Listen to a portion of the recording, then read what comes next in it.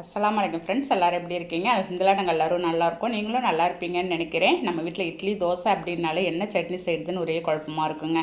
அந்த மாதிரி சமயத்தில் நான் சொல்கிற மாதிரி இந்த மாதிரி ஒரு 10 நிமிஷத்தில் சிம்பிள் அண்ட் ஈஸியாக கிச்சனில் ரொம்ப நேரம் நிற்காது. நீங்கள் வந்து இந்த சட்னி ட்ரை பண்ணி பாருங்களேன். எத்தனை இட்லி தோசை இருந்தாலும் சாப்பிடுவாங்க. அவ்வளோ சூப்பராக இருக்குங்க. சிம்பிளாக இப்போ எப்படி செய்யலான்னு பார்க்கலாமா? அதுக்கு வந்து ஒரு இரும்பு பேனை ஸ்டவ்வில் வச்சுருக்கேங்க. ஒரு 2 ஸ்பூன் அளவுக்கு கடலை எண்ணெய் சேர்த்துக்கலாம்.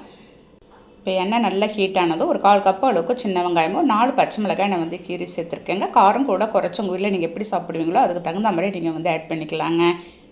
பாருங்கள், வெங்காயம் நல்லா ஓரளவுக்கு நமக்கு வந்து வதங்கி உடனே இந்த சட்னிக்கு சின்ன வெங்காயம் இருந்து செஞ்சால் தாங்க டேஸ்ட்டு நல்லா அருமையாக இருக்கும். குட்டியாக சின்னதாக ஒரு இஞ்சி துண்டு போட்டு ஒரு 3 பூண்டு பல் மட்டும் சேர்த்துருக்கேன்.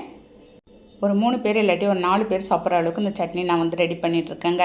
அவ்வளோ அருமையாக இருக்கும். இந்த சட்னிக்கு வந்து நீங்கள் ஒரு சாஃப்டான இட்லி இல்லை தோசைக்கெல்லாம் அருமையாக இருக்கும் அந்த காம்பினேஷனு.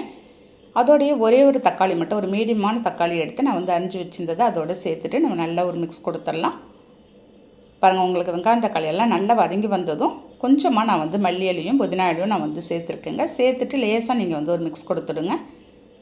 நம்ம மல்லி புதினா போட்டதுக்கப்புறம் ரொம்ப நேரம் நீங்கள் வந்து வதக்க தேவையில்லை. இப்போ அதில் வந்து 1 கப் அளவுக்கு உடச்ச கடலை சேர்த்துக்கிறேன். இது பொட்டுக்கடலைன்னு சொல்லுவாங்கங்க. பாருங்கள், ஒரு 50 கிராம் அளவுக்கு சேர்த்தாலே உங்களுக்கு போதுமானதாக இருக்கும் 4 பேர் சாப்பிட்றதுக்கு.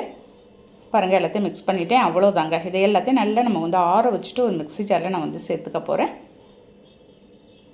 நிறைய வெரைட்டியில் நம்ம சேனலில் ஏற்கனவே சட்னி ரெசிபிலாம் நிறைய போட்டிருக்கேங்க. 6 நாளைக்கு 6 சட்னி என்ன செய்யறதுலாம் நான் வந்து நிறையவே போட்டிருக்கேன். பாருங்கள், உப்பு போட்டு நம்ம தேவையான அளவுக்கு தண்ணி சேர்த்து ஒரு மீடியமான கன்சிஸ்டன்சிக்கு அரைச்சி எடுத்து வந்துட்டு பவுலில் ட்ரான்ஸ்ஃபர் பண்ணிடலாம். அந்த மிக்ஸி ஜார் தண்ணி மட்டும் சேர்த்தா போதும். இல்லாட்டி நீங்கள் தண்ணி எந்த அளவுக்கு தாராளமாக ஊற்றி இந்த சட்னி ரெடி பண்ணாலும் அப்பயும் நல்லா தாங்க இருக்கும்.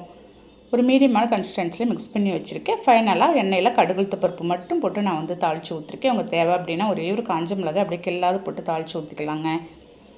ஒரு சாஃப்டான இட்லியோட நம்ம இந்த சட்னிக்கு தொட்டு சாப்பிட்டு பார்க்கலாமா காம்பினேஷன் எப்படி இருக்குன்ட்டு. அவ்வளோ அருமையாக இருந்துச்சுங்க. எத்தனை இட்லி வேணாலும் நீங்கள் சாப்பிட்லாம். மாவு கொஞ்சம் கூடுதலாகவே நீங்கள் வந்து இந்த சட்னிக்கு அரைச்சி வச்சுக்கோங்க. அவ்வளோ அட்டகாசமாக இருக்கும். கையில் எடுக்கும்போது எந்த அளவுக்கு இட்லி வந்து புஸ்ஸு புஸ்ஸுன்னு அவ்வளோ சாஃப்டாக இருந்துச்சு. கண்டிப்பாக இந்த சட்னி நீங்கள் இன்றைக்கே ட்ரை பண்ணி பார்ப்பீங்கன்னு நினைக்கிறேன். வீடியோ பிடிச்சிருந்தா அப்படியே லைக் பண்ணிவிட்டு ஷேர் பண்ணுங்கள். மறக்காமல் சப்ஸ்கிரைப் பண்ணிவிடுங்க. நாளைக்கு பார்க்கலாம்.